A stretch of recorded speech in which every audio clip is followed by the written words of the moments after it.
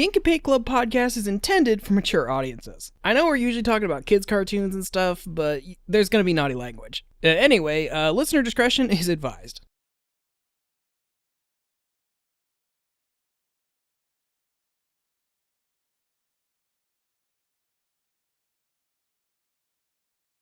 You're listening to the Ink and Paint Club podcast, your weekly home for animation reviews and discussions. Hey everybody, welcome to the Ink and Paint Club podcast for this week. I'm your host JD, and with me, as usual, is the lovely Mr. Kyle. Yo, what's up? Not much. And joining us is the new face, Adam. Hey there. Hey, what's going on, man? Thanks for being here. Oh, thank you. I've actually seen a couple of episodes. I like your guys' stuff, so thanks for having me on. Well, thank you. So, if you've listened to our show before, you know that when we talk about something, I think at least one of us usually enjoyed the thing that we're talking about. But I think it's probably safe to say that none of us really cared for the live-action Kim Possible movie that just came out this week. That's an understatement. Hoo boy, everybody. Yikes. There are just no words to describe this movie accurately, just how it's bad. It's like, from every angle you look at it, this movie is bad. So I'm just gonna say right out. Sorry. I was not completely against this movie upon announcement and everything. I thought, okay, they're doing a Disney Channel original movie. I'm not expecting something amazing. But I think there was an angle they could have taken that it could have been like enjoyable at least. Mm-hmm. I defended the teaser trailer and the official trailer when it came out. It didn't look too bad. They seemed to have some interesting stuff going for it, aside from how cheap it was. Although, to be honest, it might be the most expensive Disney Channel original movie. Which, yeah, I mean, again, they obviously put some money behind this. Yeah, they even made a point to say, hey, look, the original creators, they wrote the script for this. This is their story. Yeah, that's, that leads me to some questions. But yeah, like you, I wasn't, wholly against this, because it's okay, it's a Disney Channel movie. It's not like they're putting this out in the theaters, so I'm not expecting too much, but even what we got is I couldn't have imagined it being this bad. And like you said, it's got the original creators writing the script, and Adam, you streamed this movie the other day and then immediately started streaming some actual episodes of the show, and it's how do you go from this very, I mean, I like Kim Possible, the show. I thought I watched the whole thing back in the day, but how do you go from that to this movie with the same guys and just come out with this? Well, I want to give them the benefit of the doubt. It feels okay, maybe looking at it from this perspective, we've only known about this movie for about a year, roughly. There were a lot of murmurings last year, the casting calls, mm-hmm. a lot of those backstage stuff, they announced it, and I want to say that, maybe they weren't given enough time to write the script. It's it's a Disney Channel original movie. We have to have one each year. Right. It has to be out at this point next year. You guys just got to write a script, throw it out there. Mm-hmm. And yeah, I think it definitely shows, because this feels like a very first draft of a very poor film. Yeah, I definitely agree. So if you have any interest in watching this show, listeners, we're gonna get into spoilers from here, so just giving you fair warning. But honestly, I don't know if you even care. You know, life is precious. We only have so many minutes on this earth. I wouldn't recommend true. wasting it on this movie. Yeah. Kyle, why don't you tell us your experience with this movie? I watched 10 minutes and then I tapped out. I was like, I'm out. This is horrible. Yeah, Kyle got through the intro with Patton Oswalt and the theme song, and it's enough for him. Oh yeah. He was better than all of us. Did you like that cartoon accurate costume he had on? It's pretty great, right? So, okay, so we can talk about costumes here for a sec. I feel like for the most part, everyone was pretty cartoon accurate-ish. Yeah, Dr. Dementor usually has like a Mask or mask helmet, but they kind of just went for a generic like military costume for Patton Oswalt, which it was kind of a funny nod. They got his original voice actor to play the character in the movies, so that was kind of funny, but they didn't put any effort into his outfit for for this. It's hard to differentiate Patton Oswalt from all of his other henchmen in that cold open. Yeah, that's true. I think his henchmen were actually wearing red, though. He's just wearing a full black costume. Maybe. But yeah, and then there's an entire cold open to this movie with Patton Oswalt. Has nothing to do with the rest of the movie. like I said, Adam was streaming this, and we were all just like commenting on it the whole time, and everyone's like, "When's the pink slime coming back?" And I'm like, "Guys, sorry to disappoint. It has nothing to do with the rest of the movie." Where we get into the fireworks factory. But then like everyone else is more or less close enough to their cartoon counterparts. Like Draken has his big blue lab coat. I don't understand their decision to like. He doesn't have blue skin. He just has like these very large protruding blue veins on his face for no explained reason. Have you tried to buy blue face paint? That shit's expensive. They got Disney money, man. Yeah, but they spent all the money on the cold open. Did you see all that CGI? They couldn't afford to do anything else for the film. That's true. That just raises the question. Cold open, it's done. That just raises the question of why not just make it animated? If you're gonna spend all the money, they probably just got some clothes from the Goodwill. You know, a couple leather jackets. You know, some cargo pants. I thought Shigo's costume was close enough. And honestly, I know a few people in the stream disagreed with me, but I think honestly Shigo is probably the closest to her animated counterpart in this entire movie. Yeah, I would definitely agree with that. I didn't see where other people were coming from. I thought she was enjoyably snarky for what she was given. Yeah. Did she always sort of have those like gauntlets? Okay, so that was another decision I didn't understand.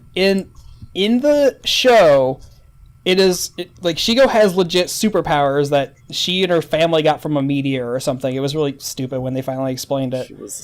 So she has like actual superpowers, but in this movie they don't outright say which way they went, but it was very heavily implied that she has like these gauntlets on that can shoot fire and stuff, like green fire. So, which is weird because it's like they made it like just green fire. But the show, it's like a weird, like, energy thing. Because, like, at one point in the movie, she, like, comes through a hole in the ceiling, like, Iron Man's her way down. I don't know, it's strange. I don't understand the decision. Something about the film that's just really odd to me is that it tries to act both as a continuation, but also a soft reboot, so there were, like, a lot of inconsistencies with everything. I took this as a soft reboot, only because it's like Kim's going into high school, whereas in the show she's like already in high school. You see where Ron gets Rufus from, at least in this continuity. Which, my God, if the ending of this movie is anything to lead to believe, there's gonna be continuity. Oh boy, I can't wait. Yeah. But finishing up the outfits, costumes thing, there is just like a joke that put a bad taste in my mouth early in the movie where Kim has the Mary Sue character, which we'll get to here in a minute, over, and like she reveals like this hidden wall of like gadgets and stuff, and she has like the cartoon accurate costume, and the new character asks like, why don't you ever wear this? And Kim's like, I don't know, it just felt cartoony. And I'm like, I get it, but I don't know. It's like when live action remakes acknowledge their cartoon origin, but like, oh, that the cartoon version is cheesy or dumb. Like, I don't know. It like kind of breaks the spirit of things, if that makes sense. Yeah, no, I get you. It's what's the word I'm looking for? It feels like it's talking down, you know. It's a very slightly cynical thing. It's like, oh yeah, it was a cartoon, it was dumb. It's like, not really. I mean, in terms of like under the bus. In terms of like 2000s action shows, I mean, I think it was probably pretty up there. Yeah, I definitely say that. Two of the best things about Kim Possible are its rogues gallery and the action scenes. Like, those two things hold up extremely well. Oh, yeah. Like, Kim Possible has, like, one of the best rogues galleries in cartoons. And I did enjoy that they, like, made a few nods to some of the other ones, but, like, but mostly just naming them. Because I guess all the villains have, like, this weird villain Instagram thing. Yeah. Which it was really weird because Draken, like, throughout this movie is like making like weird like meme and like modern teen slang jokes and stuff. And you don't think he would? I have a hard time. I know, that's what I was saying. I have a hard time being upset about it because that's how he was in the original. But back then, like his references felt dated then. But for some reason, having this kind of dated modern slang, I don't know, it seems even more cringy. Maybe it's because it's coming from an actual person rather than a cartoon. I think in the show, it was sort of on purpose to show, like, how out of touch and goofy of a villain he is. Mm-hmm. That, like, even though he is, like, Kim's arch enemy, it's sort of like, he's just sort of always a joke, you know? Right. He's never really a threat. Right. Yeah. So the biggest sticking point I think for most people in this movie is gonna be the unnecessary new character that they add into this Athena. My God, like if you like, there's a reason for it. It like they should tell you why it is a thing, but like, if there was ever a textbook, like, Mary Sue self-insert character from, like, a bad fan fiction, it's this character. Oh, yes. Because, like, yeah, she's like, she starts off as, like, this nobody character, but she becomes best friends with the heroes, and eventually she just starts being good at everything, and everyone keeps complimenting her on how awesome she is, and I thought it was really funny because I when you guys were watching it, I was like, I can't wait till we get to the Athena's so great, so let's give her an award party. And you guys thought I was kidding. It was like, here it is. They literally have an award assembly for the most promising new freshman just out of nowhere. This is the most textbook case of DeviantArt OC I have ever seen. It like, really you hit it the nail on the head, you know. Oh my gosh, she becomes best friends with Kim Possible. She gets to go on her missions with her. Oh my gosh, everybody starts loving her. She's so talented. And then she starts, like, being better than Kim. Like, she has to save Kim at one point. Right. And what I thought was even more egregious is, I don't know if anyone else noticed or if even this was on purpose, but when Athena reveals her mission suit, she's like got the black pants and the purple top, and is like, that's Kim's suit from the last season. So she's even copying her fashion sense. So I don't know, but God, like I was watching this movie for the first time, and like every time she came on, I'm like, God, like there's just something about this character that I hate, and they're like, this movie needs to give me a reason for why this character is this way, and I couldn't have predicted the answer it gave us. Because, spoiler alert, everybody, she's been working with Draken the whole time, which was never even, like, hinted at all, that would lead you to believe that they were working together. But then, it's not only that. Not only is she working for the bad guy, she's also a robot that he built off screen. Yeah, so going back to that, this movie is very poor at explaining things. From what I took is essentially the reason why Kim Possible is so good at what she does is because she has this spark inside her. She has the all-spark. Yeah, she has this weird spark inside her, which I don't know if they're trying to mean metaphorical or physical. It seems like a physical thing.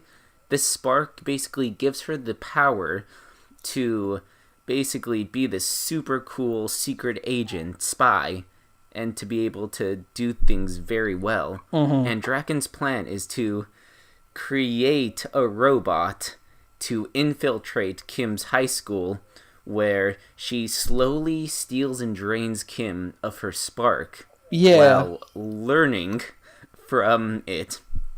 And then Draken takes the robot to transfer the spark that Athena stole into himself so that Draken can have the spark powers of Kim Possible. And it is the most convoluted thing to ever follow because it makes absolutely no sense. Yeah, it's like when you try to explain it, it just sounds like nonsense, and it is.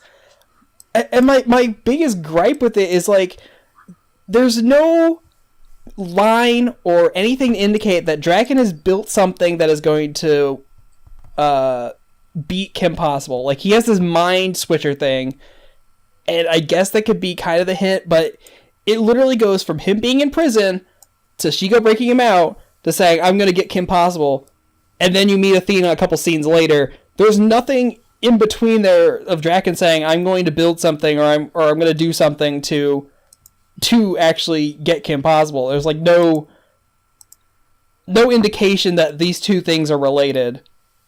I don't know. It was bad.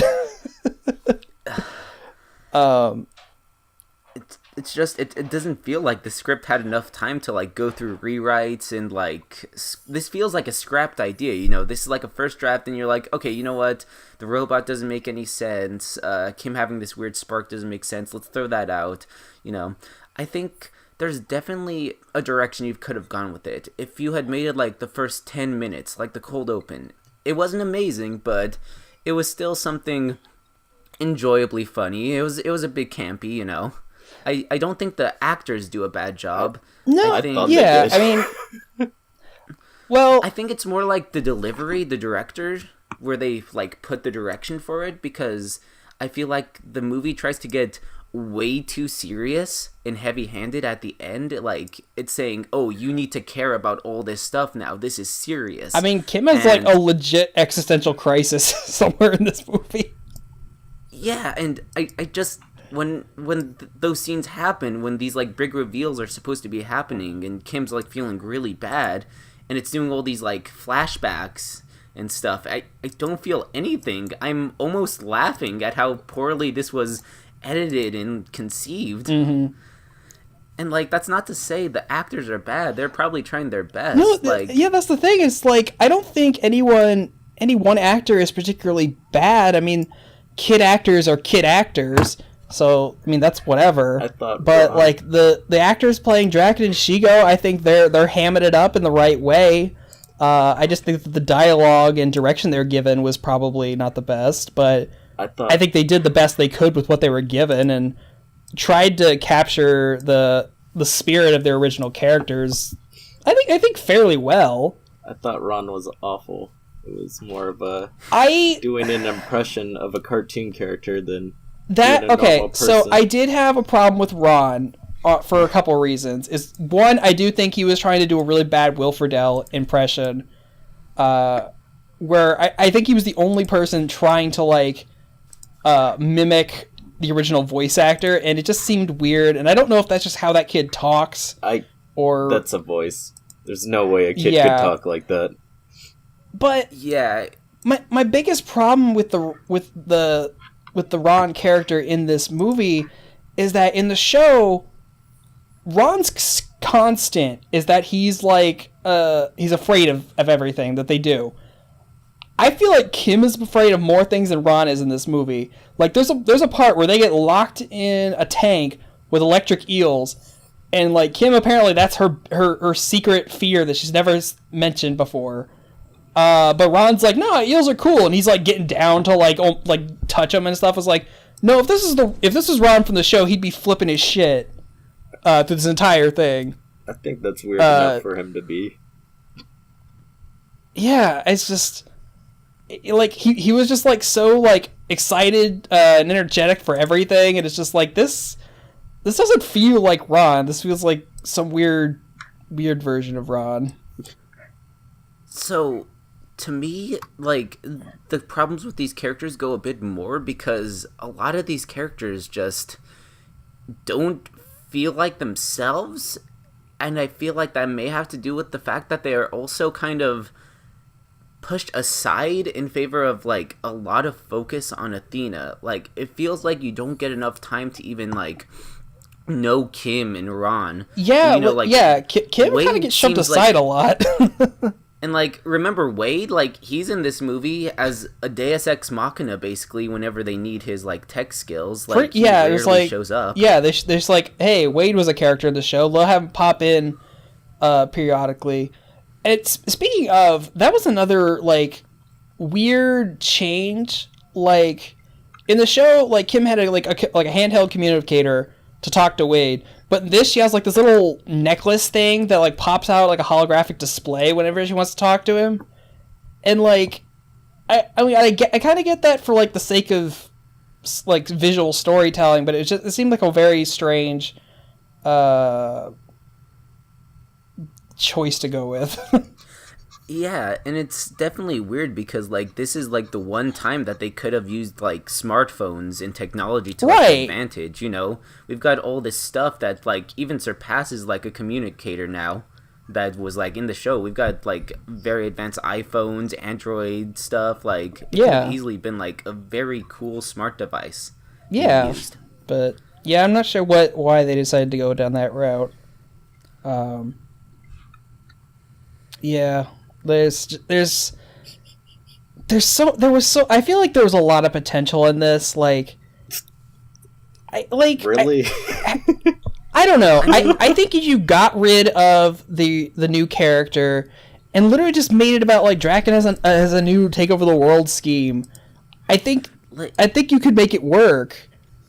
I think what this needed to be was more of a celebration of Kim Possible, you know? Try to bring in, like, more of the villains, you know? I know it's a Disney Channel movie and you don't have a low budget, but, like, you know, you gotta ham it up. Get some, like, funny costumes in there, you know? I know it's not gonna be the best, but, like, just try. I feel like they could have done something really cool, you know? Yeah, like, I never want to look at an idea and say, like, oh, there's nothing redeeming about this. Because, I mean, there's bits and pieces of that I can see where something good kind of could have come out of this. But, I mean, between all the new story choices they went with, some of the character performances, I mean, hell, you get to see Kim's parents, and, like, you don't even see the dad or her brothers. They see them for all, like, 2 seconds as a side thing, and then her mom is Lily from How I Met Your Mother, and like she's just being Allison Hannigan. She's not like being Kim's mom. And then her grandma shows up for some reason. Because grandma has a secret dojo in her house, I guess. Teaches Kim to fight, which okay. It's very heavily implied that even though they established this weird spark that basically gives her all these powers, but also her grandmother taught her how to fight. I'm thinking that like if they do a sequel, they're gonna like have something where like the mom side of the family has like this weird like latent superpower shit, because like they keep making this joke where Kim can like jump off screen and come back on screen within the matter of a seconds, and she's in a different outfit. And Ron keeps asking, like, how do you do that? And then literally they have the same joke with the mom and the grandma when they're going to bring him on the mission. He makes the joke again. So it's like, do they have some kind of weird superpower that lets them be amazing at things? Man, I don't know. I don't know. I think that's just supposed to be a joke that just doesn't land. It's like, oh, like a cartoony transition that they're already in costume, you know? Right. But and it'd be fine if they did it just the one time, but then the mom and the grandma have to do it too. So it's like, okay, what, like, is there a deeper reason behind this joke, or is it just you thought it was funny the first time, so it's like, fuck it, let's just do it again? yeah, it seems like they're like, oh, this is a funny running joke to do. It's like, oh, he doesn't understand how they keep just randomly changing, but it's still very poorly conveyed, like most things in the film. Yeah, but yeah, and then we get to the ending of this where Draken turns into a kid, because like he gets into the machine to transfer the spark into his own body, and that for some reason turns him into a 12-year-old. Yeah, we're going full CBS Saturday Night with young Sheldon here, right? But it's like, okay, that's fine, whatever. If that's just the joke you're gonna end in the movie, but no, there's a scene that plays during the credits, and it's like, Draken, as a kid, is going to go undercover in Kim's school to secretly take her down, and I honestly think if and when they do a sequel, because I feel like they're leading into one, that's gonna be the plot of it, and I'm like, I'm not down for that. Yeah, to me, like, for some reason, the ending of this film implies one of two things to me.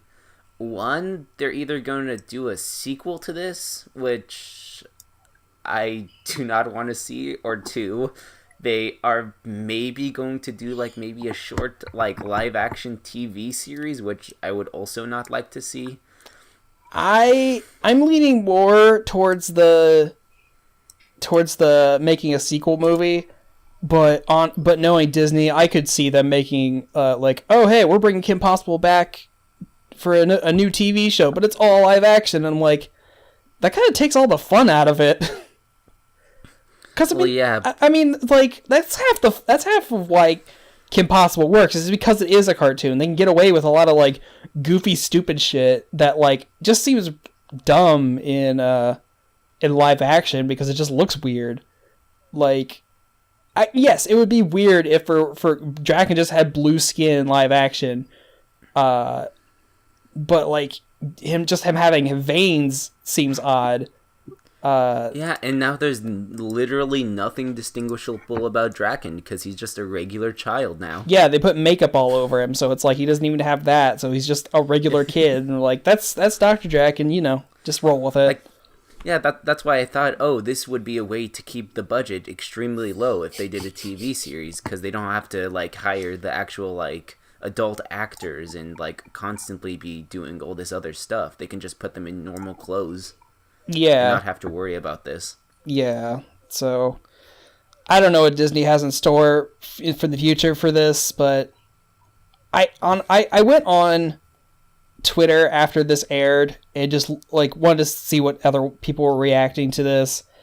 And needless to say, I don't think I saw anything positive about it. Like, it was like when I went on Twitter the night of it airing, it was either Disney live tweeting through the movie, or it was people going on like, what the hell is this? Yeah, can I bring up one more thing about the ending? Sure. Like, the most unnecessary, unearned thing of all time is that Athena, for some reason, after all this shit has happened, backstabbing Kim and not ever really caring about her to begin with, like, for some reason, Kim still sees Athena as a friend. And for some reason, she thinks that there's still good in her. And all of a sudden, when Draken's gonna be, dismantling her after she transfers the spark, all of a sudden, like, Kim deeply cares about this character that completely screwed her over. She got a redemption arc. Kinda, yeah. She just gets a redemption arc out of nowhere because at the end, when everything's self-destructing and Kid Draken uses his new catchphrase, like, she just throws herself into the explosion, and not only does she sacrifice herself for literally everyone, but, like, she also still gets to live. She's still alive after this. Like, she is literally, like, multiple body parts strewn across, like, this exploded layer. She literally should not be working anymore, and she gets repaired with, like, one transition wipe. And, like, it's that ridiculous. And I felt like, for as little as I cared about this character to begin with, it took all the weight out of that, her big sacrifice scene, because, like, she sacrificed herself, the lab explodes, and literally 2 seconds later, Kim's pulling her body parts out of the rubble, and her mom's, like, calling her dad's like, hey, you want to rebuild a robot? And then the next scene, she's fine. So it's like, what was the point of all that? They could have just escaped together, and she's like, the robot is like, I've learned the error of my ways, let's be friends now. So it's like, what was the point of her sacrificing herself if she's just going to come back 2 seconds later? Yeah, the character has literally no arc. She begins the movie perfect and she ends it the exact same. Everybody loves her still. And it's like... And that's like... As much as I really don't want a sequel to this, it makes me extra not want the sequel, because the movie ends with the three of them on a rooftop doing their hero pose, and it's like, oh god, if they do another one, she's going to be a part of this. Yeah. She's part of the team now. And it's like, why? I don't know. And, like, they made a whole deal about her using a bow staff, and that becomes a plot point, and just, like, there's just so many decisions in this movie that don't make sense, and I hope they don't make more of this. Like, Kim Possible, like, they brought it back once because of fan demand, and they got him another season, and I thought it ended fine, so it's like, why make more of this? Yeah, we have two perfectly good TV movies. Yes, go watch either of the animated TV movies. Those are infinitely better than this. Yeah, I was doing research, checking up on, like, trying to find trailers and stuff to re-look at them. And you know how you can just, like, buy movies off of YouTube? Mm-hmm. Like, you can buy the Kim Possible live-action movie for either $6.99, or right below it is Kim Possible, So the Drama, for literally, like, $3 cheaper at $4.99. Yeah, do that. So, they're charging even more for this live-action remake, and it's just so unnecessary. Yeah, well, I can only pray that people come to their senses and don't give this movie money, renting it. They saw it once for free on TV, and I'm like, I'm good. I'm good with this. I'm good never to see this again. And I've watched it twice. The movie doesn't know who to target. It really doesn't. Obviously, it's trying to target fans because there's, like, small hints here and there. They name drop a couple of villains. They go to Bueno Nacho. You get to see the Naco as an actual food item. Yeah. Which, I'll say, that's pretty cool. I enjoyed seeing that, but, like, just nothing else. Like, I was trying to think back at the beginning. The word was condescending. Sort of gives a condescending tone, like, to the animated series with that joke about her suit. Yeah. Just things very poorly explained, No reason why Draken has his blue veins. No reason why Shigo has her gauntlets. Why Draken turns into a kid. If you want to talk about poorly explained, the reason for her saving the world is extremely poorly explained. It's the first line in the movie. She's like, yeah, I was bored one day and I picked up a distress call and now I saved the world. It's like, what the fuck does that even mean? Right? Hey, she was done with her homework. What else was she gonna do? Yeah, exactly. It's like, that's just a thing that kids do, right? They just go become world-saving heroes. How do you pick up a distress call? Where does she get all her cool gadgets from? Does she have like a ham radio in her That's what I was... in her bedroom, tuning into like police sirens or something? Yeah, because it's like in the show they like explain that she set up a website as a kid, and she just put on her website she could do anything, and that someone just led that to believe like, oh, someone robbed me or something. I don't remember exactly what the first mission was, but Well, doesn't in the series she joined like a secret agency or something? Or was that just an episode? She works with one occasionally. They like reach out to her or whatever. It's like weird G.I. Joe shit. But yeah, it's I don't know. I think you're right, Adam. Like this, I feel like this movie has a very condescending attitude towards the original series, and it doesn't know who to target because like any fan of the original is gonna come off viewing this as like a really poorly thought out, very cynical version of the cartoon. And like I think if I knew nothing about Kim Possible and I watched this, nothing in this movie would make me want to watch more of it, like to like find more out about it. I'm like, okay, I guess it's this old cartoon, and like this movie was really bad. I mean, how good could the cartoon be? And it would make me want to do any research into it. But the show is 17 years old. It is marketed to the kids of the people that originally watched it. If I had kids, and then I would not let them watch this movie because I'm like, I'm just gonna let you watch the old show. It's much better. And yeah, I mean, like, what there's literally nothing from stopping me. Just are there box sets for the show yet? Like season box sets? Not sure. I think there might be some DVDs. I don't know if they did like a full series box set, but I'm sure there's plenty of ways that you can stream this or get the episodes off iTunes or something. Yeah, probably like Amazon or something. Something like that. Probably Disney Plus soon. Oh yeah, it'll probably be on there. That'd be nice. Get all those Disney shows. I just don't see like any reason to watch this film if you're a fan of the show. Just watch the show. There's nothing here. There's not an interesting story. The characters just aren't themselves.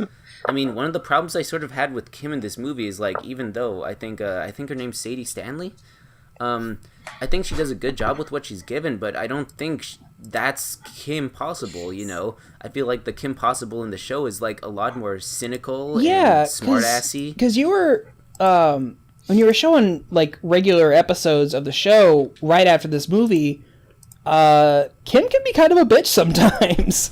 Yeah, like especially when she's up with Bonnie, who is like a year older and Asian in this one, which whatever.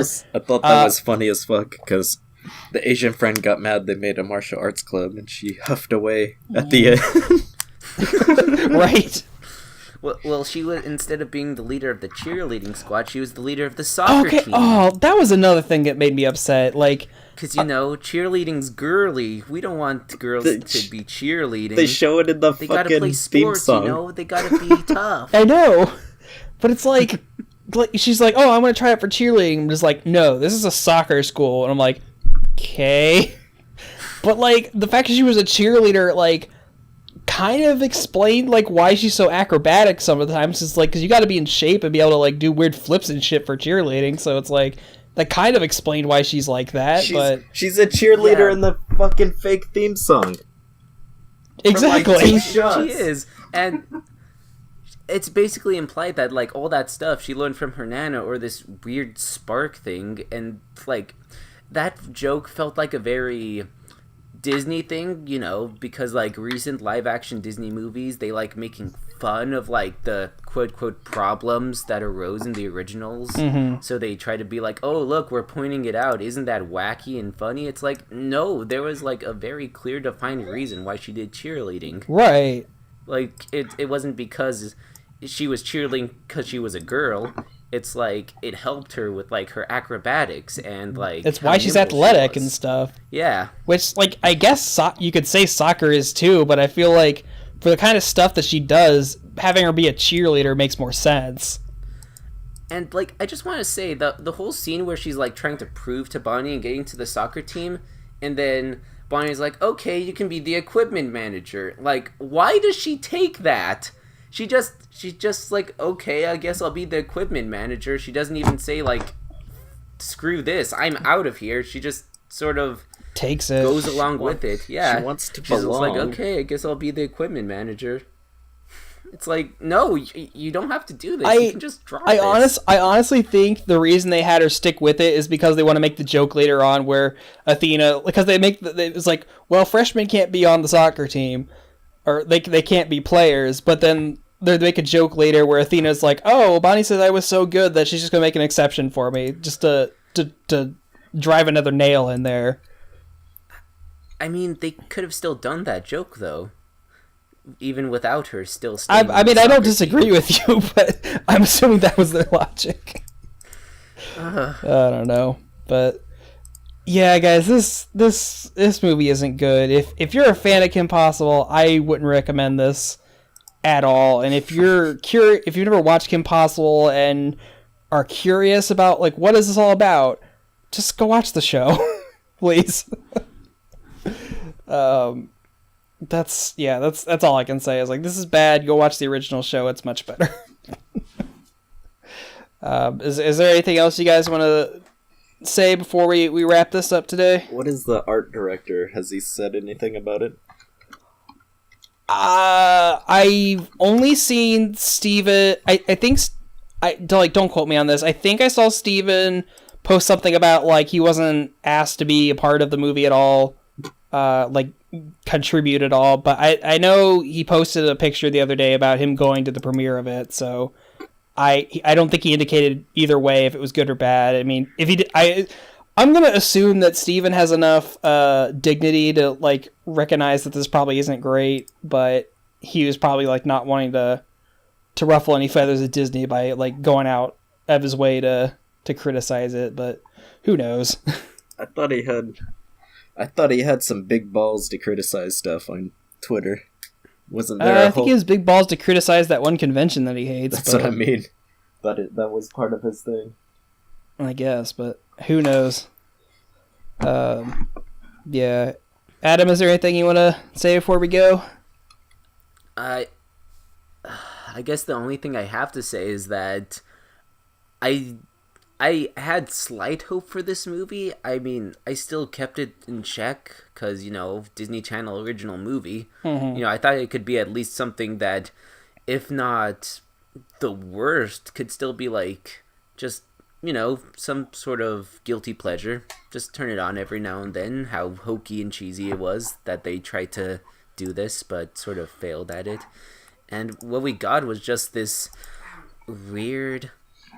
We got this weird mishmash of ideas that really weren't thought out very well at all. It's just very hastily made. There's no cohesion with anything, and it's just sad. Yeah. I think we got Disney Spy Kids. That's what it turned into. Yeah, with a little better CGI, but all right, guys. Well, there you go. There's our thoughts on Kim Possible. Hoo boy, that was an hour and a half of my life I'm not getting back. You watched it twice, so there's 3 hours of my life I'm not getting back. Though I will say, commiserating with people on the second watch made it a little better. All right. Well, Adam and Kyle, thank you for being with me this week and trudging through this movie. It was a pleasure. And to everyone else, thanks for listening, and we'll catch you all again next week. To quote Young Draken, bye! Thank you for listening to this episode of the Ink and Paint Club podcast. Be sure to subscribe to the channel so you can catch a new episode every week. Also be sure to follow us on our Facebook and Twitter so you can keep up with the show. Links are in the description. We'll see you next week.